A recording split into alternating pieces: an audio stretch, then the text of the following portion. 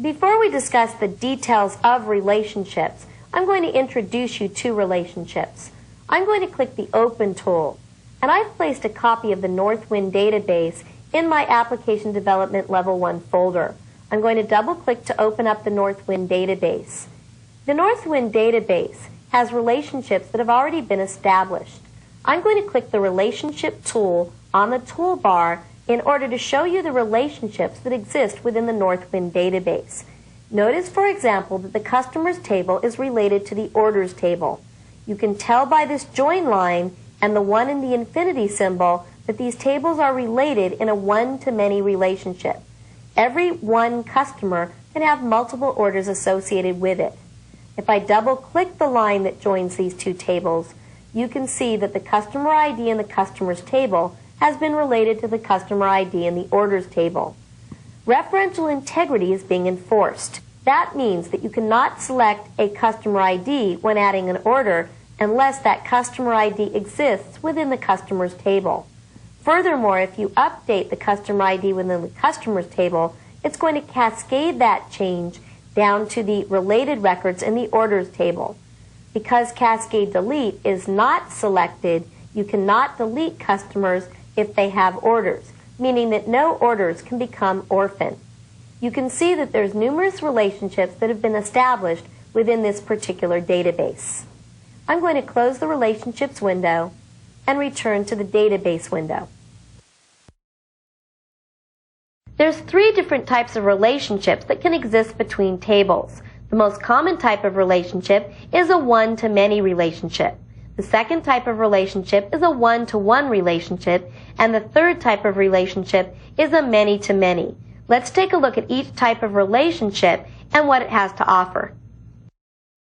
As I mentioned, a one-to-many relationship is the most common type of relationship. A great example of a one-to-many relationship is the one we just looked at, a relationship between a customer table and an orders table. Every one customer can have multiple orders associated with it. A one-to-one relationship is the next type of relationship available. There's a few reasons why you might opt to go with a one-to-one relationship. The first reason is that the number of fields in the table exceeds the limit. Now, although this isn't a common problem, there are situations, for example, if you were tracking blood gases, where you need to collect a very large amount of information about one record. There's a maximum number of fields that can be contained within an access table. If you exceed that number of fields, you can relate two tables on a one-to-one basis in order to accomplish the effect of having more than the maximum number of fields. Another reason for a one-to-one relationship is security. Although you can fake out field-level security in Microsoft Access using a special type of query, there isn't field-level security within Access. One alternative is to create 2 different tables. Let's say, for example, you have an employees table and an employees secure table. The employees table contains all the information that's available to everyone. On the other hand, the employees secure table contains that vital information, such as the employee's hire date, birth date, and salary, that you don't want everyone to see.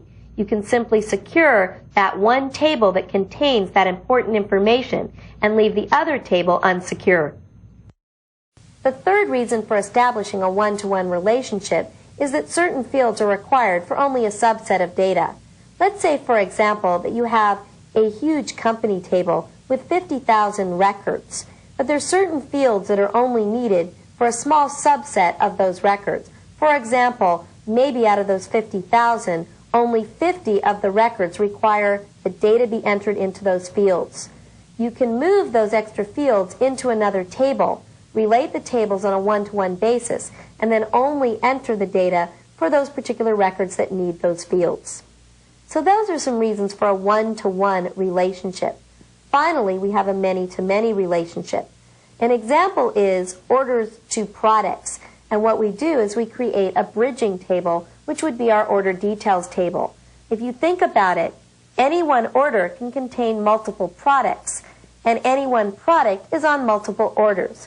Hence, we have a many-to-many relationship. Another example would be patients and insurance companies. Any one patient can have multiple insurance companies, and any insurance company has multiple patients. Whenever you have a many-to-many relationship, you cannot establish a many-to-many relationship in Access. So what you do is you create a table that bridges those two many-to-many relationships.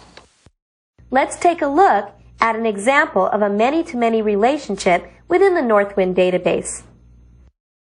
I'm going to once again open the Relationships window. If we take a look at the Orders and the Products table, remember, one order can have multiple products associated with it, and one product can be on multiple orders. And here's our Order Details table. Notice that what we've done is joined the Orders table with the Order Details table in a one-to-many relationship. And we've joined the Products table to the Order Details table also in a one-to-many relationship. So actually what we have is a many-to-many between orders and products, but it's resolved through two one-to-many relationships involving the Order Details table. I'm going to go ahead and close the Relationships window.